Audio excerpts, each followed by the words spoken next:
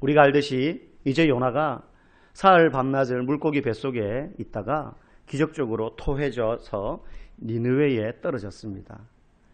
이제 니느웨에 도착한 요나는 곧 얼마 전에 죽음의 위기에서 이제 구원을 받았죠. 사실 원래 요나는 애초에 하나님이 주신 사명을 별로 기뻐하지 않았습니다. 그래서 도망갔죠. 다른 곳으로 도망갑니다. 저는 니느웨 같은 데 가서 복음 전하기 싫습니다. 구원의 메시지 전하기 싫습니다. 우리의 원수국가 아닙니까? 니느웨는 아수르의 수도였거든요. 그래서 도망가다가 우여곡절을 겪고 지금 억지로 니느웨 성까지 도착하게 된 겁니다. 막상 이제 어디 더 이상 갈 데도 없고 니느웨 성에 이제 떨어졌고 이제 회개의 메시지를 전해야 되는데요. 전혀 기쁘지 않습니다. 아직도 요나는. 마지못해 지금 순종하는 거예요. 억지로. 코 깨가지고 지금 온 겁니다. 선지자인데도 불구하고. 그래서 마지못해서 회개의 메시지를 전하는데요. 얼마나 불성실하게 지금 선지자 역할을 하는지 몰라요. 오늘 성경에 보니까 이 니느웨가 얼마나 큰 성인지 사흘 동안 걸어야 될 만큼 3일간 걸어야지 다 돌 만큼 큰 성이었다 그래요. 자료에 의하면 성 둘레가 96km나 되었다고 합니다. 96km. 망대가 수백 개가 있었고요. 그리고 그 안에 이제 다 사람들이 모여서 살고 있었던 거죠. 그러니까 어마어마하게 큰 성이었던 거예요. 그런데 오늘 성경에 보니까 이 요나가 얼마나만큼 회개 메시지를 전했느냐 하면 하루 동안 전했습니다. 3일 동안 다녀야지만 다 전할 수 있는데 하루만 전한 거예요. 산술적으로 그냥 단순히 계산하더라도 3분의 1한테만 지금 야 너네 회개 안 하면 너희 하나님 심판을 받을 거야. 그러니까 3분의 1은 듣지도 못한 거예요. 그러니까 이 요나가 얼마나 지금 이 일을 하기가 싫은지를 이 지경을 당하고 어쩔 수 없이 니느웨에 왔는데도 그냥 그쯤 되면은 고집 꺾고 네 알겠습니다. 두 눈 딱 감고 순종해야 되는데 아직도 순종하고 싶지 않아요. 지금 요나는. 하기 싫은 거예요. 요나의 순종은 많이 봐줘서 순종이지 실제로는 거의 불순종입니다. 겉으로 마지못해서 지금 하는 거지 마음은 전혀 순종하고 싶지 않아요. 지금. 할 수만 있다면 이 잔이 자기에게서 지나갔으면 하는 마음을 가지고 있는 게 요나의 모습입니다. 여러분 우리가 지금 요나서를 세 번째 보고 있는데요. 이 요나서의 핵심이 뭘까요? 요나서에 등장하는 주인공, 물고기, 뱃사람들 이런 사람들 빼고 크게 세 부류가 등장합니다. 하나는 요나, 그리고 하나는 회개하는 니느웨 백성들, 그리고 이 일을 이끌어 가시는 하나님. 이렇게 세 부분이 등장을 해요. 그런데 우리는 오늘 읽은 이 3장, 드디어 니느웨 백성들이 회개하는 장면. 그래서 우리는 이 본문 읽으면서 야 봐라 니느웨 백성들이 회개하는데 얼마나 철저하게 회개하냐. 그냥 왕부터 신하들, 백성들까지 제 위에 앉아가지고 굵은 베옷을 입고 제 위에 앉았단 말은 극도의 슬픔을 나타내는 것이거든요. 굵은 베옷이라는 건 상복을 의미합니다. 그러니까 얼마나 철저하게 회개하는지 가축들과 짐승들도 먹을 걸 안 줘요. 자기들도 안 먹을 뿐만 아니라 금식하면서 동물들까지 가축들까지 베옷을 다 입히는 거예요. 짐승은 문제가 있습니까?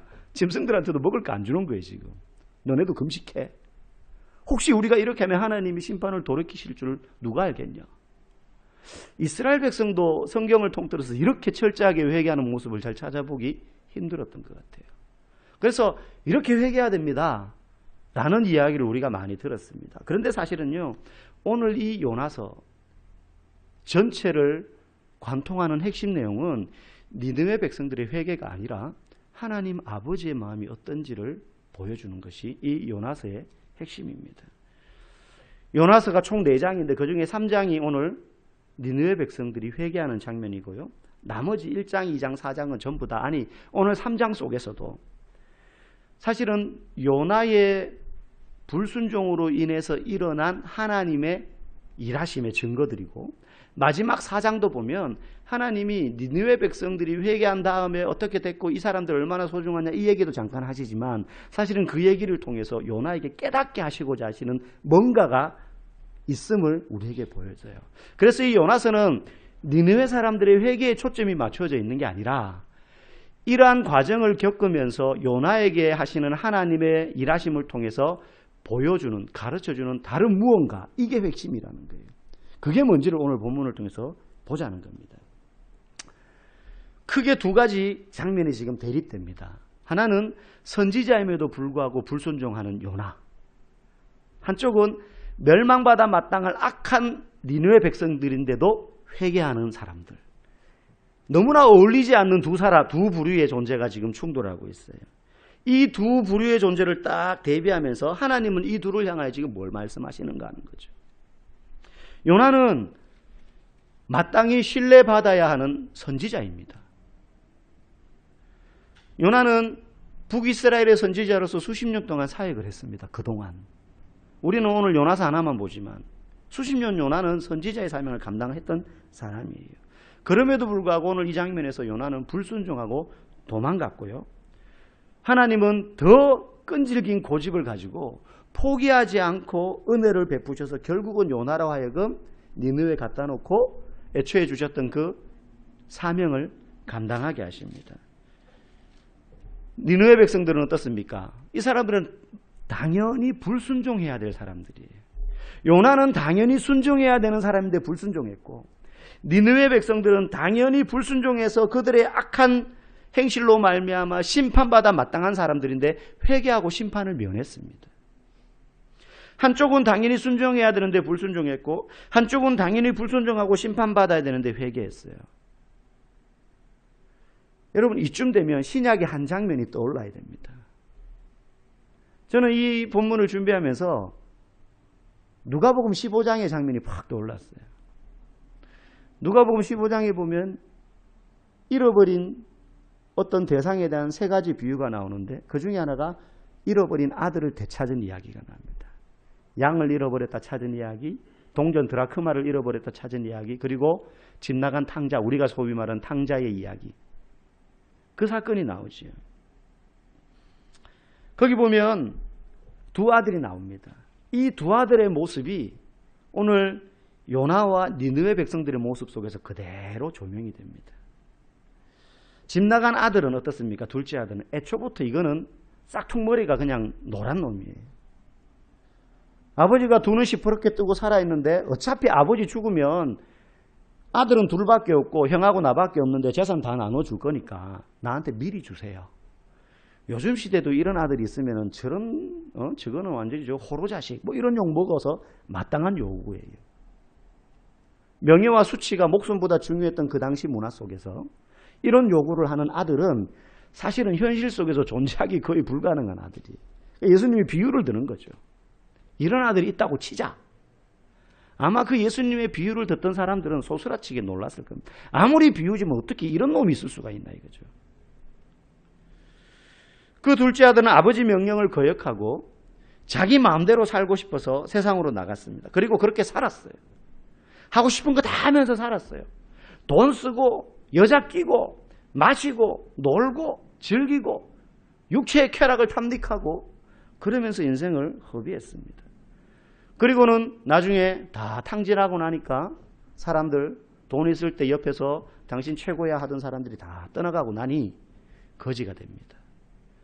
거지꼴 되어서 이제 아버지 집으로 돌아와서 회개합니다. 저는 아버지의 아들이 될 자격이 없습니다.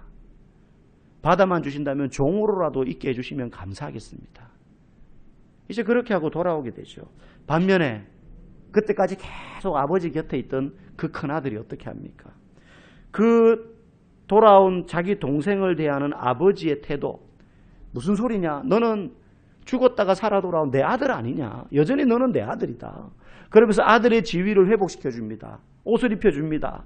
그리고 잔치를 베풉니다. 마을 사람들을 다 손가락질하던 그 사람들을 초대해가지고 잔치를 베풀고 아들을 상석에 앉히고 염소 새끼를 잡고 오늘은 너무 기쁜 날이다. 죽은 줄로만 알았던 내 아들이 돌아왔다.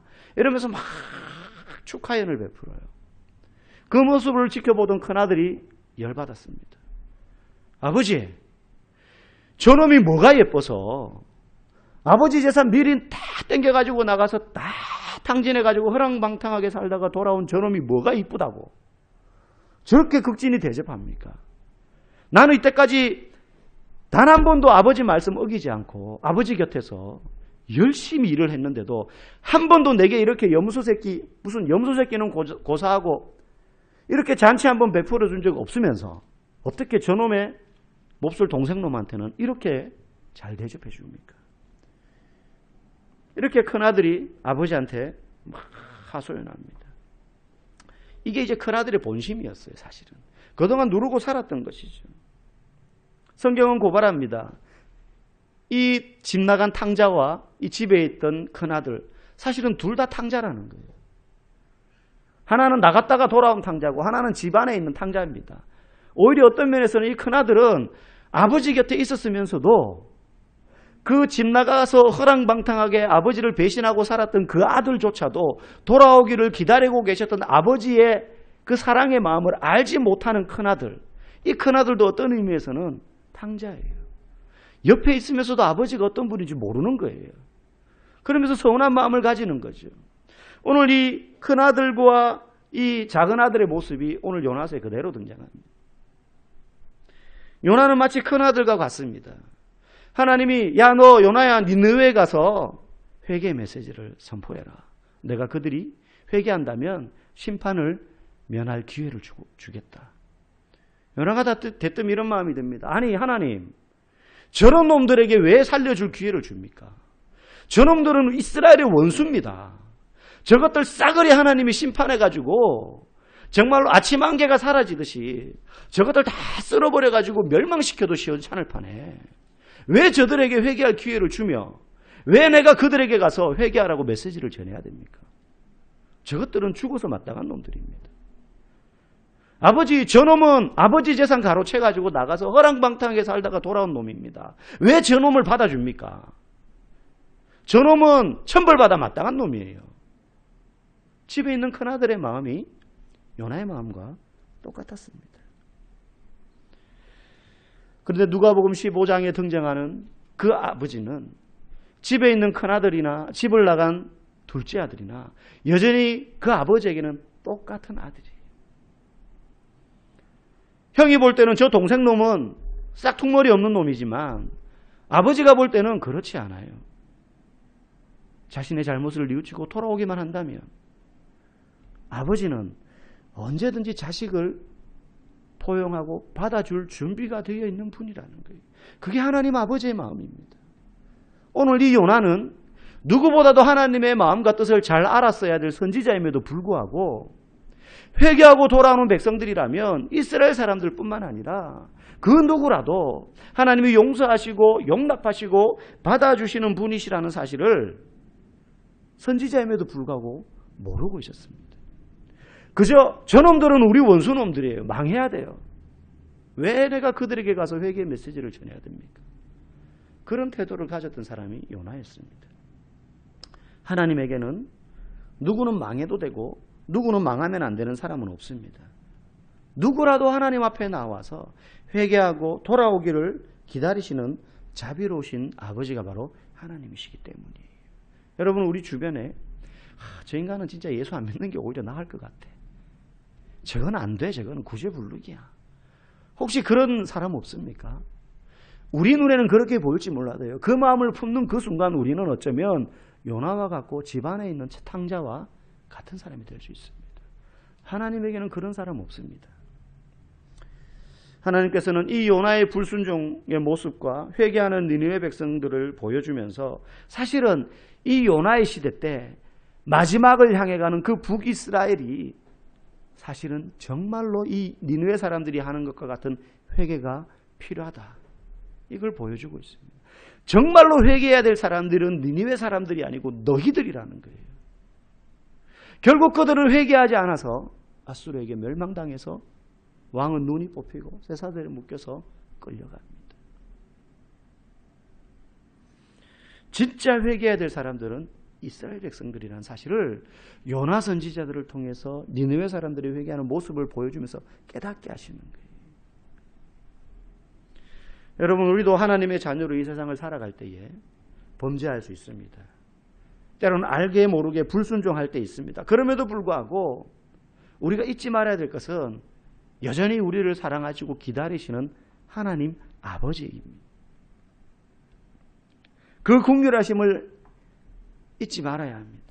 그럴 때 우리는 우리의 죄 때문에 스스로를 비관적으로 보지도 않고 또 진실함 없는 회개로 인한 교만한 죄도 짓지 않게 되는 거예요. 우리가 자녀되면 그저 우리에게 무슨 조건이나 자격이 맞아서 그런 게 아니고 아무 조건 없이 우리를 품으시고 받아주시는 하나님 아버지 긍휼하심과 끝까지 참으시는 인내 때문에 그런 거예요. 매일 거기에 대해서 기억하며 우리는 감사해야 되는 것입니다. 이것 때문에 사는 거예요, 우리는. 이거 아니면 우리는 벌써 소위 말해서 천벌 받아도 12번도 더 받았어야 될 사람들입니다. 하나님의 긍휼하심만이 우리를 오늘도 호흡하게 하는 줄 믿습니다. 하나님은 왜 이런 선지자 같지도 않은 선지자 요나의 불순종에도 불구하고 하나님이 모르시겠어요? 정말로 제가 하고 싶지 않은데 억지로 끌려와가지고 건성으로 야 너네 회개해. 안 그러면 하나님이 심판할 거야. 그것도 3일을 다녀야지 다 전할 수 있는데 하루 반나절 하루만 돌고 나서는 이제 사장 가지만은 요나가 막 화내면서 그들이 회개하니까요. 진짜 저것들 회개한 대로 안 망하는지 보자 그러면서 딱 지켜봅니다. 메시지 전했으면 가야 되는데 얼마나 화가 났으면 그러겠어요. 그런 요나의 마음을 하나님이 왜 모르겠어요? 저거 선지자라는 놈이 저거 선지자 자격도 없다 저거. 아시지 않으셨겠어요? 그럼에도 불구하고 하나님 왜 요나를 포기하지 않으셨을까요? 방금 앞에서 말씀드린 것처럼 하나님은 우리의 상상을 넘을 만큼 긍휼이 많으시고 자비하시기 때문이죠. 그러나 그것만이 다가 아닙니다. 하나님이 요나를 버리지 않고 끝까지 선지자로서 임무를 다하게 하신 데는 또 다른 이유가 있어요. 결코 요나가 없으면 하나님의 계획이 차질을 빚기 때문에 요나가 꼭 필요해서 하나님이 요나를 쓰신 것도 아니고요. 요나의 선지자로서의 능력이 탁월해서 요나를 쓰신 것도 아닙니다. 이 일을 이루는 데 있어가지고 요나의 영향력은 극히 미비했어요. 요나가 한 게 뭐가 있습니까? 하기 싫다는 거 억지로 잡아가지고 앉혀놓고 이제 회개 메시지 전하는데 대충 그냥 전하고 치웠잖아요. 그런데 그 건성으로 전하는 회개의 메시지를 듣고 이 니느웨 사람들의 회개의 모습은 정말로 돌이키며 통회 자복하며 회개합니다.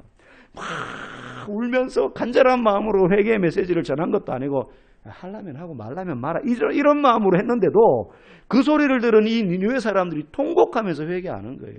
이건 요나가 한 게 아니에요. 하나님이 하신 것이지. 그런데도 왜 하나님은 요나를 포기하지 않고 그렇게 대충 하는데도 쓰게 하실까요? 끝까지. 왜 쓰실까요? 그 이유는 하나님이 요나와 함께 일하기를 기뻐하시기 때문에 그래요. 하나님이 요나와 함께 일하시기를 기뻐하신다는 겁니다. 이게 무슨 의미냐면 여러분 니느웨 사람들이 요나의 메시지를 듣고 그렇게 회개한다는 건 사실은 거의 불가능한 일입니다. 하나님을 믿지 않는 그들이 요나의 메시지를 그거를 믿을 리도 만무하거니와 자기 나라 사람도 아닌 이스라엘 선지자가 와서 야 너네 회개 안 하면 우리 하나님이 너네 멸망시킬 거야. 콧방귀를 낄 뿐만 아니라 돌에 맞아 죽지 않으면 다행이에요. 요나는. 예레미야 선지자는요. 자기 나라 백성에게 하나님의 심판의 메시지 너네 회개하지 않으면 우리 멸망당해. 하나님이 심판하실 거야 라는 메시지를 전했는데요. 이스라엘 백성들이 자기 나라 선지자를 막 돌로 쳐 죽이려고 그랬다니까요. 그렇기 때문에 대충 전했는데도 불구하고 이 요나의 메시지를 듣고 니느웨 사람들이 그렇게 회개한다는 건요. 요나가 3일 동안 물고기 뱃속에 갇혀 있다가 육지에 토해져서 살아난 것보다 더한 기적이에요. 사실은. 일어날 수가 없는 일이에요. 상식적으로. 제가 만약에 일본에 가가지고 야 너네 회개 안 하면 하나님 망해. 제 속마음은 너네는 차라리 그냥 망했으면 좋겠다. 이런 마음으로 전했는데 막 일본 사람들이 막 온 나라 사람들이 막 통회 자복하면서 살려달라고. 이 상상이 갑니까 여러분? 그런 일이 지금 일어난 거예요. 들어먹을 리가 없어요. 그런데도 그런 일이 일어났어요. 요나는 전혀 기대하지 않았습니다. 그는 오히려 그들의 회개를 보고 화를 냈습니다. 그런데도 하나님은 요나를 계속 쓰셨어요. 왜? 요나의 일 때문에, 요나의 수고 때문이 아니라 하나님의 능력 때문에 이런 놀라운 일이 일어나는 하나님 일의 영광을 요나가 경험하기를 원하셨기 때문에 그래요. 야 요나야 이거 네가 하는 게 아니야. 너는 정말 하기 싫어서 안 했는데 봐라. 어떻게 이런 일이 일어나니? 이건 네가 하는 게 아니고 내가 하는 거야. 요나로 하여금 하나님의 영광과 하나님의 말씀이 사람들의 마음, 한두 사람이 아니라 그 도시 전체 사람들의 마음을 헤집어놓고 바꾸고 변화시키는 놀라운 기적의 현장, 놀라운 영광의 임재, 그 하나님의 은혜가 사람들에게 부어져서 통회자복하는 그 놀라운 장면을 요나로 하여금 목격하고 경험하게 하시기를 하나님은 원하셨던 거예요. 그래서 끝까지 요나를 데리고 다니는 거예요. 여러분, 성도에게 있어서 하나님의 일하심을 눈으로 목격하고 하나님의 임재를 경험한 사람들이 막 변화되는 것을 보는 것보다 더 큰 은혜가 어디에 있습니까? 그 기적보다 더 큰 기적을 보는 게 어디에 있습니까? 우리의 기도의 응답도요, 내가 원하는 것이 아니라 하나님의 뜻이 이루어지는 것을 볼 때, 아, 이건 하나님이 하셨군요라고 우리가 고백할 수 있잖아요. 하나님은 요나를 정말로 저 선지자 같지도 않은 놈 데려다가, 봐라 이놈아, 내가 하는 일이 얼마나 큰지, 너는 그냥 대충 했지만은 이 일을 내가 이루었다는 거예요. 하나님의 영광을 보라는 거예요. 어떻게 해서든 요나가 하나님의 영광을 목격하기를 원하셨습니다. 하나님이 아담을 지으시고 난 다음에 아담에게 맡긴 사명이 뭡니까? 온 천지에 있는 하나님이 지으신 동물, 식물들의 이름을 짓는 거였어요. 그건 뭐 이름 일일이 다 지을 필요 뭐 있습니까? 그냥 하나님이 다 해주면 되지. 하나님 능력이 없어서 그렇게 하셨나요? 아닙니다. 아담으로 하여금 피조물인데도 불구하고 하나님의 창조의 사역에 요만큼이라도 동참하면서 그 놀라운 영광을 경험해 보라는 거예요. 여러분, 예수님도 부활하신 다음에 제자들을 다시 불러서 사명을 주셨습니다. 제가 예수님이었다면 일단 싸대기 한 대씩 다 때렸을 것 같아요. 너네가 제자냐? 특히 베드로. 가룟 유다는 죽었죠. 도망간 요한. 그런 사람들 그냥 일단은 뭐라 그러고 말이죠. 정신 차려라 이놈들아. 너네는 제자 자격이 없어. 그래가지고 무슨 열방 복음을 전해. 예수님이 능력이 없어요. 저 같으면 다 자르고 그냥 혼자 했을 것 같아요. 예수님이. 그런데 예수님 어떻게 하셨습니까? 그들을 하나하나 만나시고 다시 세워서 복음 전파의 사명을 감당하게 하셨습니다. 그리고 잃어버린 영혼들이 주께로 돌아오는 영광을 그들로 하여금 맛보게 하셨습니다. 하나님께서는 요나가 반드시 필요해서 쓰신 것이 아니라 요나를 위해서 쓰신 거예요. 하나님이 우리에게 어떤 일을 맡기실 때 우리가 반드시 필요해서 우리를 쓰시는 것이 아니라 하나님의 영광을 우리로 하여금 경험하게 하시기 위해서, 우리를 위해서 하나님은 우리를 쓰시는 거예요. 선지자 같지 않은 요나를 선지자답게 만들어 가시는 하나님의 열심의 흔적이 바로 이 요나서입니다. 그래서 요나서는 니느웨 백성들의 회개에 초점이 맞추어져 있는 게 아니고 요나를 요나답게 만들어가고, 정말로 회개가 필요한 것은 이스라엘 백성이다. 이걸 알려주기 위해서 지금 요나를 교보제로 쓰고 있는 거예요.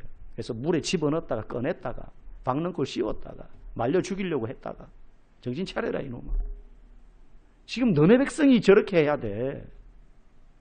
사실 역사에 보면 나중에요, 니느웨 백성은 망합니다. 나중에 또 다른 선지자가 니느웨를 위하여서 막 하나님의 불같은 진노의 글을 써요. 나중에 선지서에서 또 다루겠지만, 여러분, 하나님의 영광을 경험한다는 것이 얼마나 놀라운 일인지 모릅니다. 제가 아는 어떤 여자 성도님이요, 유치원 이제 아이를 이제 차량 태워서 보냅니다. 그 9시 15분 되면 이제 아파트 앞에 딱 오니까. 그럼 가면 이제 엄마들이 다 고만고만한 애들 다 데리고 나와 있잖아요. 그러니까 매일 나가니까 매일 보는 엄마들 알 거 아니에요. 그러면서 이제 같은 단지에 살고 이러면서 한 엄마 2명하고 친해졌어요. 그래서 이제 아이들 태워주고 난 다음에 청소 대충 하고 누구 엄마 우리 집에 커피 한잔 하러 와요. 그래서 이제 친해진 거예요. 그래서 커피도 마시고 밥도 같이 먹고 언니 동생 이렇게 된 거예요. 그러면서 이 집사님이 자연스럽게 자신의 신앙을 전한 거예요. 간증을 한 거죠. 내가 어떻게 예수를 믿게 됐는지. 그게 막 진지하게 막 예수 그리스도 막 이런 이야기를 하면서 한 게 아니고 그냥 나도 원래 예수 안 믿었는데 결혼하고 나서 어떻게 해서 어느 교회 나갔고 그렇게 하다 보니까 지금 예수를 믿었는데 너무 행복해. 그럼 진짜 행복한 모습들을 보여주는 거죠. 진짜 행복한 거죠. 그러면서 자연스럽게 복음을 전하게 되었고요. 이 두 엄마와 함께 성경을 공부하게 되었습니다. 자기 집에서. 예진이 엄마 집에서. 예진이 엄마인데 성경을 공부해요. 그렇게 성경을 공부하는 어느 날 옆집 엄마 2명도 초대를 했습니다. 옆집 엄마 2명 초대해서 엄마 4명, 아이 6명이 성경을 공부하고요. 그렇게 매주 모이면서요. 밥도 먹고요. 여행도 가고요. 성경도 공부하고요. 아이들한테 막 성경 이야기 들려주고 율동 가르쳐주고요. 막 그렇게 한 거예요. 그러다가 그중에 한 엄마가 주일학교 때 자기가 교회 다니면서 은혜 받았던, 그래서 자기가 듣던 하나님의 음성을 다시 듣게 되는 그런 놀라운 기적도 경험하면서 신앙을 회복하고요. 교회에서는 예진 엄마 그룹 이래가지고요. 그 그룹을 위해서 막 전력으로 기도한 거예요. 또 교회에서는. 이 사람들은 교회를 가지 않아요. 아직. 아무도 예수를 믿지 않는 사람인데 그중에 이제 4명 중에 1명이 그 신앙을 회복하게 된 겁니다. 그러면서요. 매주 목요일 저녁이 되면 그 집에서 예배를 드리게 되었어요. 설교 예진 엄마가 합니다. 설교가 뭐 이런 게 아니고요. 성경 이야기 읽고 이거 설명해 주는 거예요. 이건 이런 내용이에요. 성경 공부도 아닌 것이 설교도 아닌 것이, 그러면서 아이들하고 찬양 막 부르고 율동하고 한 주 동안 성경 읽다가 마음에 들었던 구절 이야기하면 그런 구절이 있어요 이러면서 같이 찾아보고 뭐 이러면서 이게 예배처럼 된 거예요. 그러면서 4년째가 되었을 때 그 모임에 나오는 몇 엄마 중에 2 엄마가 세례를 받게 됐어요. 교회에 나와서. 아이들은 창세기와 성경 창세기부터 시작해서 요한계시록까지 성경 이야기를 막 배웁니다. 예배를 드리고 나면 저학 유치원생들은 이쪽 반, 초등학생들은 이쪽 방에 가가지고요. 엄마들이 나눠가지고 막 성경 가르쳐 주는 거예요. 성경 이야기 막 동화책 읽어주고. 이 모임이 5년째 지속이 되었어요. 5년째 이 엄마들은 교회 안 나왔어요. 그런데 놀랍게도 5년 동안 예진 엄마 집에서요. 매주 목요일이 되면 비가 오나 눈이 오나 저녁 8시가 되면 예배를 드리러 찾아옵니다. 지금은 13명의 엄마와 23명의 아이들이 그 집에서 예배를 드리고 있다고 합니다. 그 집에서 예배를 드리고 있다 그래요. 여러분, 하나님의 놀라우신 영광과 일하심은 이렇게 우리의 삶 가운데서 일어나는 거예요. 그저 자신의 뜻을 이루어가는 것이 다가 아니라 그 영광의 사역에 우리로 하여금 하나님 오늘도 동참하기를 원하시고 부르고 계십니다. 그런데 내가 만약 내가 원하는 쪽에만 시선을 두고 있다면 하나님의 그 부르심에 우리는 느끼지 못하고 발견하지 못하고 그저 매일 똑같은 하루를 살아갈 수밖에 없는 것이죠. 저와 여러분이 이 교회에 있는 것도 하나님의 영광을 보기 원하시는 아버지의 마음 때문인 줄 믿습니다. 여러분, 날마다 우리의 삶의 자리에서 간절히 기대하십시오. 하나님의 일하심을 보게 하시고 그 영광의 자리에 동참하시기를 소망합니다. 여러분, 그 꿈을 꾸십시오. 우리의 가정이 예배의 자리가 되는 꿈을 꾸십시오. 우리의 집안이 예배의 처소가 되고 잃어버린 영혼이 예수 그리스도를 만나는 영광의 자리가 되고 이 자리가 하나님의 영광이 임하는 자리가 되기를 여러분 매일 꿈꾸시고 기도하시고 소망하신다면 그 소망이 간절하고 그 기도가 간절할 때 그 사람은 하나님의 일하심과 영광을 보게 될 줄 믿습니다. 함께 기도하도록 하겠습니다. 이 시간 함께 기도할 때에 하나님 아버지, 우리의 삶의 자리에서 하나님의 영광을 보기를 원합니다. 내가 능력이 있거나 내가 실력이 있거나 내가 신앙이 깊어서가 아니라 우리의 눈과 관심이 하나님의 일하심에 초점이 맞추어지게 하시고 여전히 하나님은 그 영광의 자리에 우리를 부르십니다. 우리로 하여금 그걸 경험하기를 원하십니다. 다른 것이 아닌 잃어버린 영혼을 찾고 우리의 삶의 자리가 예배의 자리고 넘쳐나도록 변화되도록 주님 도와주시옵소서. 나를 써주시옵소서. 그런 사람 만나게 하여 주옵소서. 우리 말씀을 생각하며 기도하시고 또 우리 각자의 기도 제목을 위해서 기도하다가 돌아가시도록 하겠습니다. 함께 기도하겠습니다.